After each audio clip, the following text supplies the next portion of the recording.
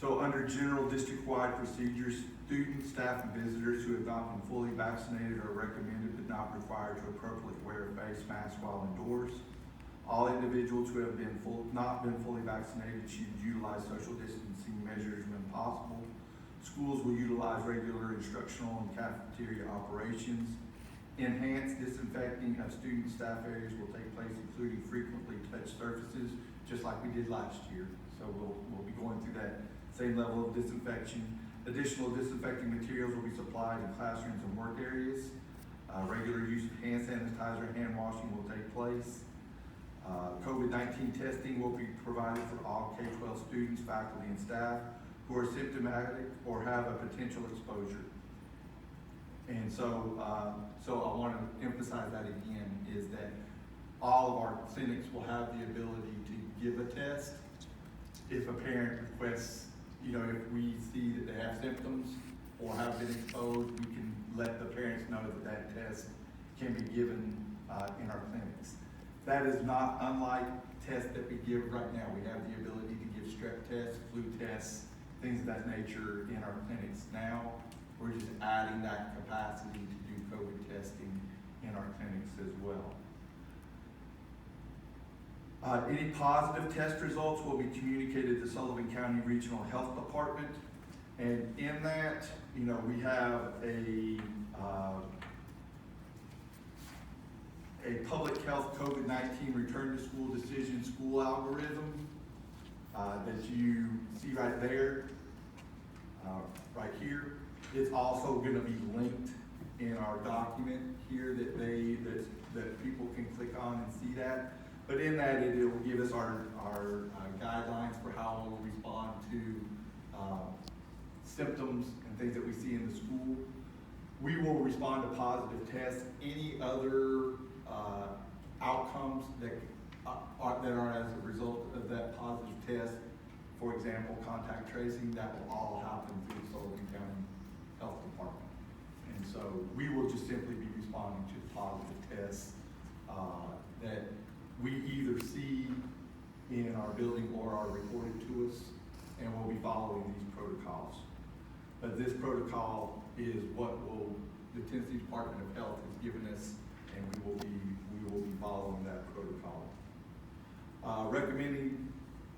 Recommended health screenings. Parents should monitor their child and should monitor for any cough, congestion, shortness of breath, or gastrointestinal symptoms every morning. Any positive should prompt the student or staff to stay at home from school. Students or staff with a temperature of 100 or above should stay at home and consider COVID testing if no other explanation is available. Regarding students or staff sent home for illness, we'll follow the decision algorithm, which I have shared with you here. Visitors, parents and visitors are allowed to enter facilities, and those that have not been fully vaccinated are recommended but not required to appropriately wear face masks while indoors. All individuals should utilize social distancing measures wherever possible. Procedures for responding to a COVID-19 test among students and staff. In the event of a confirmed or reported positive COVID-19 test among students or staff, KCS will notify the Sullivan County Regional Health Department of the positive test. Procedures for positive COVID-19 cases will follow current CDC recommendations for isolation, as you see in this decision-making protocol.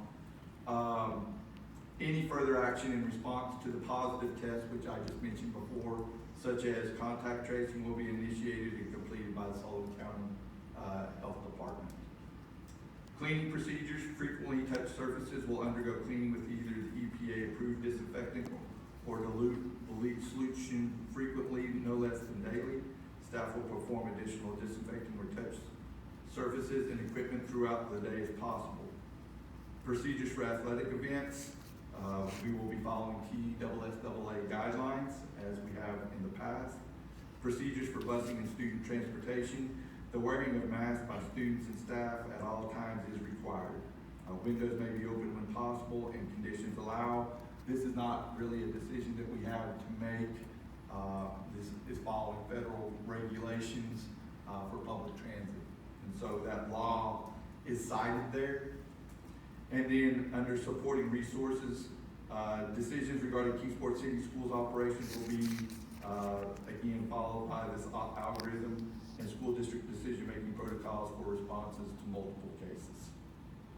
And so with that, again, want to emphasize that as we move into the fall, based on, well, what we saw this past year, and then what we saw this summer, is that we'll move into the fall, with a recommendation that those who have not been fully vaccinated, that we recommend but not require that they wear masks.